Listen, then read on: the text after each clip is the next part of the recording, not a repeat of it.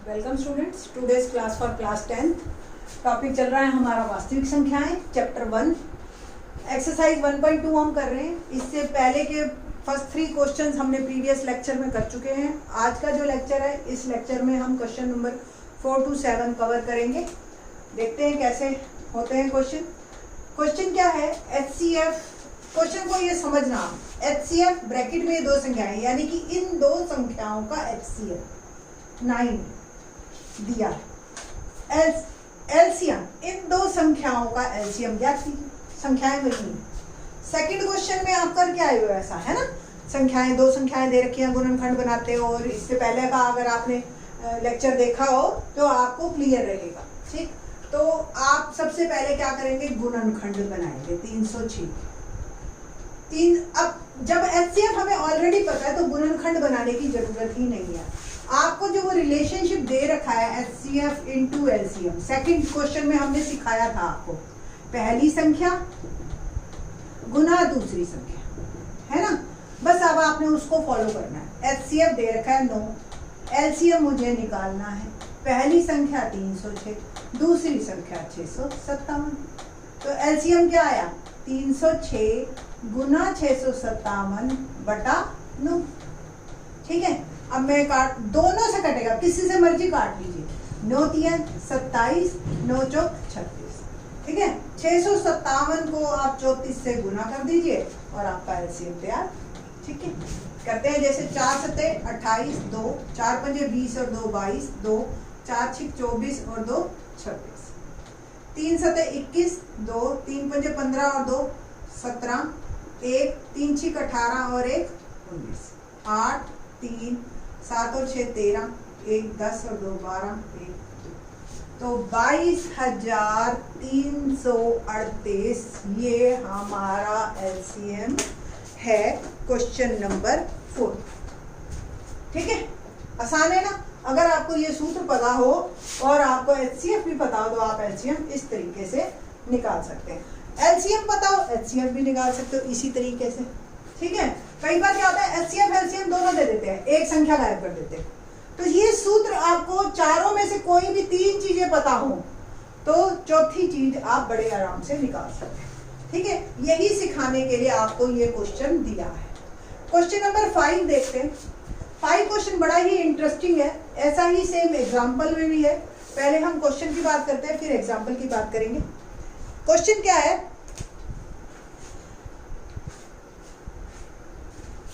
जांच कीजिए कि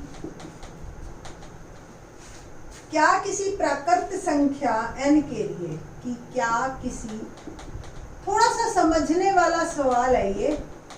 आप लोग अगर इसको समझो तो बहुत ही अच्छा इंटरेस्टिंग बन जाता है।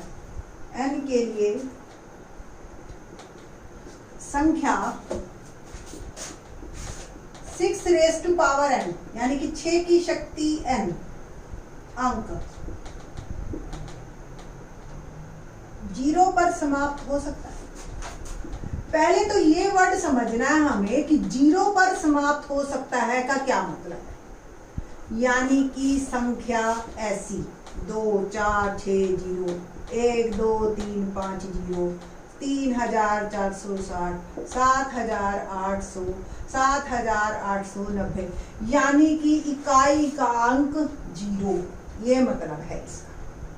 ठीक है, अब वो कहते हैं 6 की शक्ति पे जोड़े जाओ n। आप n की कोई संख्या ले लो जो भी आप जानते हो, नेचुरल नंबर्स में 1 2 3 4 कुछ भी ले लो आप।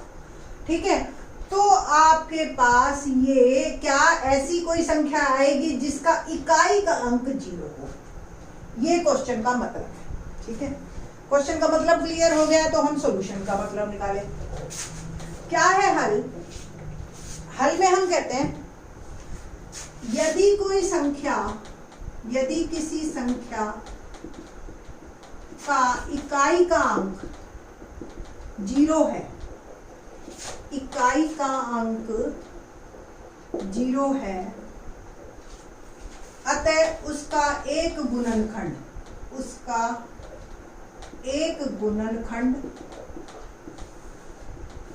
10 है, 10 से पक्का वो भाग होगा, है ना। 10 भी ना कहो तो आप ये कहो कि अतः उसका एक गुणनखंड 2 और 5 है। 10 भी एक अभाज्य संख्या है, अभाज्य की बात करते हैं। 2 और 5 दोनों होने चाहिए, 2 भी और 5 भी, है ना।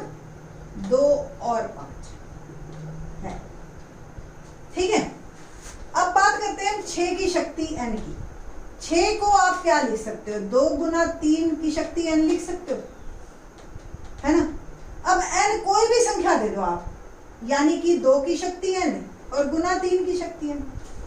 n के किसी भी मान के लिए, n के किसी भी मान के लिए हमें एक गुणनखंड 5 प्राप्त नहीं होता है। मिलेगा 5 किसी भी तरीके से, 5 प्राप्त नहीं होता है, ठीक है। देखो 2 into 3 1 लिखो तो 2 की शक्ति 1, 3 की शक्ति 1, 2 लिखा, 2 की शक्ति 2, 3 की शक्ति 2, 2 की शक्ति 3, 3 की शक्ति 3। 5 तो अपने आप तो अपीयर नहीं होएगा ना, कहीं अपने आप निकल के आ गया 5। जब तक 5 बेस में ही नहीं है हमारे, तो शक्ति चाहे जितनी मर्जी बढ़ाते जाओ, 2 मिलते जाएंगे, 3 मिलते जाएंगे, 5 नहीं मिलेगा आपको। और 5 नहीं मिलेगा तो 10 नहीं बनेगा, 10 नहीं बनेगा तो इकाई के अंक पे 0 कैसे आएगा। क्लियर ये बात। तो इस तरीके से n की किसी भी मान के लिए, अतः n के किसी भी मान के लिए 6 raised to power n का इकाई अंक 0 नहीं हो सकता। बस खत्म हो गया। मेरे ख्याल से आपको समझ आ गया होगा। इसको एक जरा देख लो। अब आपको सेम एग्जाम्पल करवाते हैं। एग्जाम्पल कौन सा है हमारा? एग्जाम्पल नंबर है 5 आपकी बुक में। क्वेश्चन है, जांच कीजिए क्या किसी प्राकृत संख्या n के लिए संख्या 4 की पावर है। बस अब सेम लिखना आपने सब कुछ, बस यहाँ 4, यहाँ 2 और 2, यहाँ भी 2, ठीक है। बस आप n का किसी भी मान के लिए 5 प्राप्त यहाँ भी नहीं होगा आपको, तो ये 4 का n का इकाई का अंक 0 नहीं हो सकता। ये आपका एग्जाम्पल होगा, ठीक है। तो क्वेश्चन नंबर 5 लो या एग्जाम्पल नंबर 5 लो, एक ही बात है, ठीक है। अब करते हैं हम क्वेश्चन नंबर 6। क्वेश्चन 6 और भी इंटरेस्टिंग है। वैसे इस एक्सरसाइज के ना क्वेश्चन आसान है, कोई मुश्किल नहीं है इसमें। अगर थोड़ा सा भी बच्चा इंटरेस्ट लेता हो ना मैथ्स में, तो वो बड़े आराम से कर सकता है। क्वेश्चन क्या है हमारे पास? 6th क्वेश्चन में कहता है व्याख्या कीजिए, व्याख्या कीजिए कि 7 गुना 11 गुना 13 जमा 13 और दूसरी संख्या है भाज्य संख्या क्यों है। वो ये कह रहा है कि भाज्य संख्या है, क्यों है ये बता। अब कोई भी बच्चा मुझे ये बता दे कि भाज्य और अभाज्य में फर्क क्या होता है। पहली तो बात, भाज्य संख्या किसे कहते हैं? भाज्य संख्या उसे कहते हैं जो अभाज्य ना हो, है ना। और अभाज्य वो होती हैं जो आपकी, जिसका जैसे 3 है, जिसके 2 ही गुणनखंड हो, एक वो और एक। जैसे 17 और 1 23 और 1 11 और 1 7 और 1। बात समझ आ गई? ये तो हो गई हमारी अभाज्य संख्या। भाज्य कौन सी है? इसका मतलब भाज्य वो संख्याएं हैं जिसमें 1 और इटसेल्फ के अलावा, यानी कि उस वही संख्या और 1 के अलावा आपको एक भी गुणनखंड ऐसा मिल गया इन दोनों के अलावा, तो वो फिर भाज्य है ना। बस यही हमने सिद्ध करना है। अब यही क्वेश्चन में देखो, आप 13 कॉमन ले सकते हो। देखो एक ये टर्म है, एक ये टर्म है, 2 टर्म है। इन दोनों टर्म्स में 13 कॉमन, क्या रह गया? 7 गुना 11, यहाँ क्या रह गया, जमा 1। 13 तो मैंने कॉमन ही ले लिया, 7 11 7 77 जमा 1, यानी कि 13 गुना 78 आ गया। ये दो गुणनखंड संख्या और एक के से अलग है, ठीक है ना।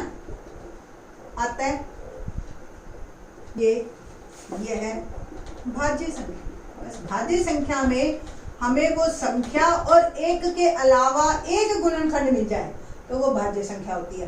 तो आप देख लीजिए 13 गुना 78 अगर संख्या आप निकालो तो 13 8 104, ठीक है, और 10 13 7 91 और 4 वो 91 और 10 101, तो ये आपकी संख्या बनती है। तो ये इन दोनों में ना तो ये एक संख्या है ना ही एक है, ठीक है, बस आपको यही लिखना है ना। आसान क्वेश्चन, तो थोड़े थ्योरेटिकल क्वेश्चन ज्यादा है। एक और क्वेश्चन इसी का ही दूसरा पार्ट क्या कहता है कि बताओ जी 7 गुना 6 गुना 5 गुना 4 गुना 3 गुना 2 गुना 1 जमा 7 या 5 है, 5 जमा 5, हाँ ठीक है। तो आप क्या करोगे, आप 5 कॉमन ले लो, 2 टर्म में 5 है दोनों में, तो 7 गुना 6 गुना करो गुना 3 दूनी 6 6 चौक 24 और 7 छिक 42, 42 गुना 24 जमा 1। समझ आ रही है बात। देखो 5 7 गुना 6 गुना 4, 5 को हटा दिया मैंने, 3 गुना 2 और जमा में 1, ठीक है 5। अब हम इसको गुना करते हैं, 2 3 6 6 चौक 24, ठीक है ना, 24 छिक्के 6 चौक 24 2 6 दूनी 12 और 2 14 144, और इसको 7 से कर दो, 7 चौक 28 2 7 चौक 28 और 2 30 और 7 3 10, 1008 जमा 1। तो क्या आ गया 5 गुना 1009। फिर से वही कि ये दो गुणनखंड संख्या और एक से अलग है, अतः यह है भाज्य संख्या, है ना आसान। क्वेश्चन नंबर 7 देखते हैं क्या कहते हैं। 7th क्वेश्चन कि एक वृत्ताकार पाथ है मैदान, चारों तरफ चक्कर लगाने में सोनिया को 18 मिनट लगते हैं और रवि को 12 मिनट, ठीक है। मान लीजिए दोनों एक ही स्थान पर एक ही समय, यहाँ पे दोनों खड़े हैं, ठीक है, जैसे रेस करते हैं, ठीक, दोनों एक ही स्थान पे एक ही समय से शुरू हुए पाथ चक्कर लगाना। अब देखो सोनिया तो 18 मिनट में पहुंचेगी, जब तक वो पहुंचेगी रवि तो 12 मिनट में कंप्लीट हो चुका। इसका मतलब कुल मिला के अगर रवि यहाँ पे पहुंचा पहली बार 12 मिनट में, तो सोनिया कहीं यहाँ कहीं होगी, ऐसा ही होगा ना, पीछे होगी, वो काफी स्लो चल रही है। तो बताइए कितने समय बाद वो पुनः प्रारंभिक स्थान पर मिलेंगे। अब अगर वो 18 में यहाँ पहुंची तब तक तो रवि यहाँ आधा रास्ता और कवर कर लेगा, ठीक है ना। तो अब हमें यही देखना है कि कितने टाइम बाद वो दोबारा मिलेंगे। तो क्या करना है हमने, एक्चुअली 18 और 12 का एलसीएम लेना है, ठीक है। क्या लेना है, एलसीएम। 18 के गुणनखंड किए हमने, 2 निम 18 3 3 9, 12 के किए 2 छिक 12 2 3 6, 18 के टुकड़े हुए 2 गुना 3 गुना 3, 12 के हुए 2 गुना 2 गुना 3। एचसीएफ में ये 3 का भी जुड़ा बन रहा है, तो ये हो गया 6 मिनट। 6 मिनट तो हो गया इनका एचसीएफ। एलसीएम के लिए आप क्या करोगे, पहले वाले सारे लेने हैं यानी कि, और जो दूसरे के जोड़े से रह गए गुना में 2, ठीक है बेटा। तो 2 गुना 3 गुना 3 गुना 2, कुल मिला के ये इसका गुणनफल हमें पता है 18 और ये 2, 36 मिनट में दोनों वापस मिल जाएंगे। व्हाट डज इट मीन्स कि सोनिया के तो लगेंगे 2 चक्कर और रवि के लगेंगे 3 चक्कर। तो जब सोनिया 2 चक्कर लगा के वापस आएगी और रवि 3 चक्कर लगाएगा, तो इतने में दोनों जहां से शुरू हुए थे वहीं पे ही वापस पहुंच जाएंगे, ठीक है। तो 1.3 exercise in the next lecture. Thank you.